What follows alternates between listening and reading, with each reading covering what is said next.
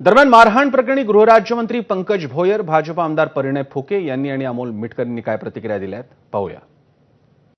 अशा पद्धतीची मारहाण करणं निश्चितपणे योग्य नाही, परंतु कर्मचाऱ्यांचं देखील काम आहे त्या ठिकाणी किंवा कॅन्टीनचं काम आहे की चांगल्या पद्धतीचं भोजन त्या ठिकाणी उपस्थित असणाऱ्या सदस्यांना, त्या ठिकाणी येणाऱ्या प्रत्येक ग्राहकाला, प्रत्येक व्यक्तीला चांगल्या पद्धतीचं भोजन दिलं पाहिजे। परंतु त्या ठिकाणी निकृष्ट भोजन दिल्याचा आरोप काही लोकांचा आहे, तर त्याची देखील सखोल चौकशी करण्यात येईल। आमदार निवासांमध्ये अनेक वेळा या प्रकारच्या तक्रारी येत असतात। निकृष्ट दर्जाच्या जेवणाबद्दल, नाश्त्याबद्दलच्या तक्रारी नेहमी येत असतात आमदारांच्या माध्यमातून। पण या प्रकारे कुणालाही मारहाण करणे किंवा कायदा आपल्या हातात घेणे हे चुकीचं आहे। अनेक आयुध आमदार साहेबांकडे होते, अनेक विषय त्यांच्याकडे होते, त्यांनी तक्रार केली असती तर मला असं वाटतं कॉन्ट्रॅक्टरच बदलला गेला असता, पण हे करणं चुकीचं आहे।